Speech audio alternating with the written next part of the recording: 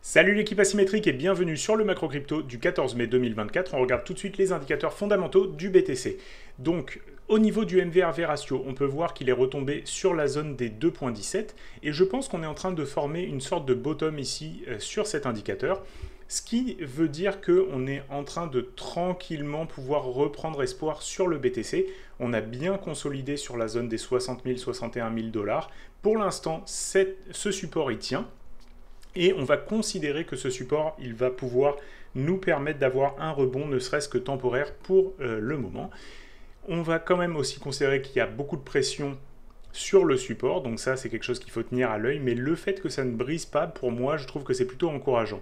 Je suis prêt à reprendre des positions à partir des 65 000 $, donc pour moi, c'est très clair, tant qu'on n'est pas revenu au-dessus des 65 000 $, j'ai pas forcément envie de me réexposer au marché. J'avais allégé sur les 61 900 quand on avait eu un rebond il y a de ça une semaine ou deux. Et en ce moment, pour l'instant, on est en train de rester sur le bas du range. Donc, j'ai envie de revoir le Bitcoin prendre tout simplement un petit peu plus de momentum haussier avant de vouloir me remettre dessus ou alors de le racheter sur des zones de support en dessous, donc sur les 52 000, 50 000 si c'est offert. Je pense qu'on est quand même en train pour l'instant de bien consolider sur cette zone et j'ai l'impression qu'il y a eu quand même un petit peu de peur qui est arrivée. À chaque fois qu'il y a des baisses, on voit que vraiment il y a quand même des dépenses qui sont en train d'être faites sur des coins à perte, comme on peut le voir ici sur le SOPR. Donc si on se rapproche du SOPR, on peut voir qu'il y a eu quand même ici au niveau du 30 avril des pertes encaissées. Et on a ici tout juste pas des pertes réellement, mais des personnes qui sont sorties à break-even. Donc on peut voir une forme de peur qui commence à arriver sur ce marché et je pense qu'on va pouvoir avoir un rebond temporaire, peut-être pour aller chercher les 70 000. Pour ce qui est du NUPL, on voit qu'on est toujours quand même assez élevé sur cet indicateur, ce qui nous indique qu'il y a beaucoup de personnes en fait qui gardent des profits non réalisés. Donc il n'y a pas encore de prise de profit majeure qui sont arrivées depuis le début de ce bull market. Ça c'est plutôt intéressant parce que ça veut dire que d'une part, on a des personnes qui conservent leur Bitcoin, donc on n'a pas eu forcément le plus gros pic de panique, ce qui veut dire qu'on pourrait encore avoir envie de créer un petit peu plus de purge, mais on a aussi des personnes qui sont assez déterminées à holder, et ça c'est plutôt positif pour le long terme. Ensuite, si on regarde au niveau des réseaux sociaux, on peut voir que là, l'intérêt sur le BTC, il est largement retombé en fait depuis qu'on a eu notre point haut. Et depuis, c'est qu'une chute libre. Donc ça, c'est plutôt intéressant de le noter. On est en train de revenir sur des niveaux d'intérêt social qui est plus faible. Et donc, ça va permettre en fait de venir faire des surprises comme ça qui vont revenir exciter les gens. Pour ce qui est de ce que l'on peut voir sur le trafic web, là, on peut voir qu'au niveau des filings auprès de la SEC, on a quand même une jolie baisse ce mois-ci. Donc on n'a pas du tout autant d'intérêt au niveau des institutionnels de faire des nouveaux ETF sur les crypto-monnaies. Pour ce qui est des volumes de recherche sur Google, on peut voir qu'on est quand même toujours assez élevé. Et ce, au niveau du Bitcoin. Ethereum, par contre, ça reste plutôt faible. Coinbase, plutôt faible. Uniswap, lui, il reste toujours au-dessus de sa moyenne. Donc je pense que c'est quand même intéressant de regarder ce qui se passe sur Uniswap. Les NFT, ça reste toujours quelque chose qui n'est pas du tout dans ce cycle-là.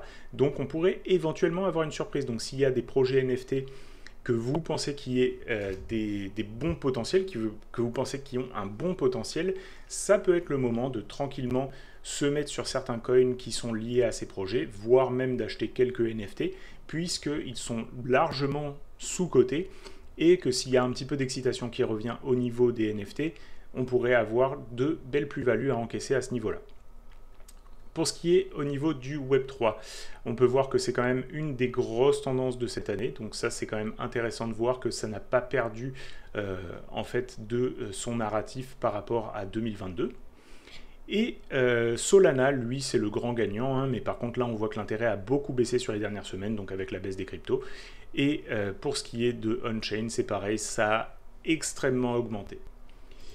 Le Fear and Greed Index, lui, il est à 66, donc on peut voir que c'est toujours assez élevé, donc on n'a pas eu vraiment de grosses pertes sur le Fear and Greed Index. Et je crois que le plus bas que je l'ai vu ces derniers temps, c'était à 47 quand on a eu le plus gros pic de panique, là où on a vu qu'il y a eu des bitcoins qui ont été vendus à perte. Donc ça se peut qu'il y ait encore besoin d'aller chercher un petit peu plus bas pour aller vraiment faire peur. Pour ce qui est des ETF sur le BTC, on peut voir que aujourd'hui, on a eu quand même des petites baisses à ce niveau-là, mais on n'a pas encore tous les ETF qui ont reporté leur volume du jour. Par contre, on peut voir que sur la semaine, c'est quand même assez mitigé, hein. Il y a des entrées, des sorties, donc c'est pas non plus vraiment unidirectionnel. Ensuite, pour ce qui est des liquidations sur le BTC, on peut voir qu'il y a quand même des liquidations des deux côtés, même s'il y a un petit avantage à aller chercher au nord vers les 64 000. Mais pour l'instant, il n'y a pas vraiment d'avantage précis à ce niveau-là. Si on regarde sur 7 jours, c'est un petit peu la même chose. C'est vraiment au niveau des 64 à 65 000 qu'on a des grosses liquidations. Et si on va au sud, vers les 58 000, là on va commencer à avoir des sacrées liquidations aussi. Maintenant, si on regarde Lightmap, je vous propose de la regarder d'abord en 3 mois. Donc là, on a des niveaux très très clairs. Si on va rechercher au niveau des 67 000, on va faire très très mal. Aussi au niveau des 65 500. Et bien sûr, si on retourne au niveau des ATH, là aussi, ça va faire très très mal au short. Et par contre, plus bas, on a vraiment le niveau des 50 000 qu'il faut aller chercher pour purger tout le monde. Donc, si pour l'instant, on a quand même plutôt de l'espoir sur ce marché, pour vraiment aller liquider toutes les personnes qui sont en espoir sur ce marché, il faudra aller chercher les 50 000. Maintenant, si on le regarde sur le mois, là on peut voir que c'est plutôt au nord, on va le laisser charger une petite seconde, j'avais regardé auparavant, mais on voit que c'est plutôt au nord qu'il va falloir aller chercher, donc sur les 67 000, là il y a vraiment des énormes liquidations, et ici sur les 63 000, on commence à en avoir un bon petit paquet, et sur les 65 000, comme on avait vu auparavant. Si on regarde sur la semaine, on peut voir que là, vraiment, le niveau des 63 700, c'est vraiment un niveau assez juteux à aller chercher. Donc je pense que là, on peut se permettre de prendre un trade qui est sur le bas du range en ce moment et de le ramener vers les 63 000 sans prendre des risques excessifs si ça vous tente de faire du trading de range. Pour ce qui est des Google Trends, on peut voir que c'est vraiment en train de chuter très fort. Donc là, c'est intéressant de regarder ça parce que tout simplement, ça veut dire qu'on est en train de perdre beaucoup d'intérêt sur le Bitcoin et sur les crypto-monnaies en général, puisqu'il ne se passe plus rien. En fait, le prix stagne depuis maintenant un peu plus d'un mois et l'intérêt, tout simplement, il se déplace sur d'autres marchés. Donc on a bien sûr les mêmes coins qui performent, mais on a aussi les mêmes stocks qui viennent de se réveiller avec Roaring Kitty qui a tweeté. On a bien entendu les earnings de Nvidia et donc certains plays qui peuvent arriver sur les actions. Donc il y a quand même plusieurs choses à regarder. Et demain d'ailleurs, il va y avoir des publications macroéconomiques avec les niveaux d'inflation qui vont être publiés par la Fed. Donc ça, c'est aussi à regarder. Maintenant, si on regarde la dominance du BTC, on peut voir que on est toujours en train de stagner au-dessus des 54,34 et on est même en train de tranquillement remonter au-dessus des 55 en ce moment. Donc pour le moment, rester sur BTC, c'est la meilleure option pour être investi sur la crypto. On peut bien sûr trader d'autres petites cryptos, mais il vaut mieux avoir un portefeuille qui est surpondéré en BTC pour le moment. Déjà, d'une part, ça évite la volatilité extrême à la baisse, et d'autre part, on voit que pour l'instant, c'est l'actif le plus performant de tous. Donc, il vaut mieux rester pour le moment sur le BTC. Si on regarde le crypto total, on peut voir qu'on est quand même dans une baisse qui est bien entamée. On n'est pas encore réussi à aller chercher au-dessus des ATH au niveau du market cap total. Donc ça, c'est quand même important à considérer. Et si on regarde en daily, on est en train de quand même faire pression sur ce support. Donc moi, c'est ça qui m'inquiète un petit peu. Mais comme c'est très visible et qu'il y a pas mal de monde qui peut être inquiet de cette situation, je pense qu'on va avoir un joli petit rebond, ne serait-ce que pour aller rechercher dans les 2 trilliards 4 avant de redescendre. Maintenant, si on regarde le total 2, on peut voir que ça fait encore plus pression sur les supports. Donc ça, il faut vraiment le prendre en considération. Et ça, c'est aussi à cause de l'Ethereum qui sous-performe en ce moment. Et le total 3, c'est un petit peu moins pire que le total 2. Donc on peut voir que les autres alts se portent mieux généralement qu'Ethereum. Donc il y a un petit changement un peu de ton qui est en train de s'opérer ici, où Ethereum est plus forcément tout le temps le leader des alts. Et on a quelques alts comme le BNB ou le Solana qui vraiment deviennent des leaders du marché, des grosses caps en crypto. Donc moi, je commence à être de plus en plus friand en fait de ces deux coins-là, plutôt que de rester sur l'ETH uniquement comme leader des altcoins. Pour ce qui est de l'ETH contre le BTC, on peut voir que lui, il est vraiment en train de faire pression sur son ultime support. Et là, on est en train vraiment de s'installer en fait sous la zone de support précédente. Donc moi, ça me plaît vraiment pas de voir ça.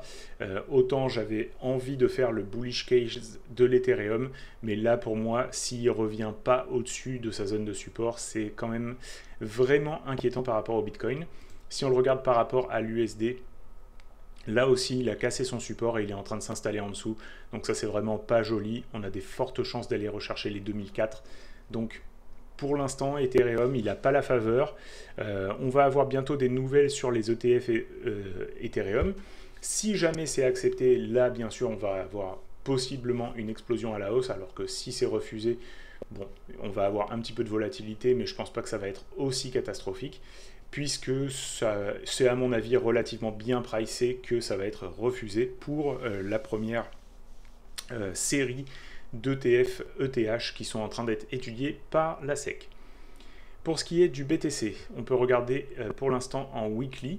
On voit que là, il arrive à tenir son support. Il y a eu un petit peu de volatilité qui est allé chercher sous le support, mais finalement, on est revenu au-dessus. Ça continue à faire pression. En weekly, c'est vraiment pas joli. Ça fait vraiment plusieurs semaines qu'on est en train d'appuyer dessus. Pour l'instant, ça n'a pas cédé, donc on peut s'attendre à un petit rebond, ne serait-ce que pour aller rechercher cette zone-là des 64. Si on le regarde maintenant en daily, on peut voir qu'on est en train de former un joli petit pattern. On avait donc ce V-bottom qu'on avait étudié la semaine dernière.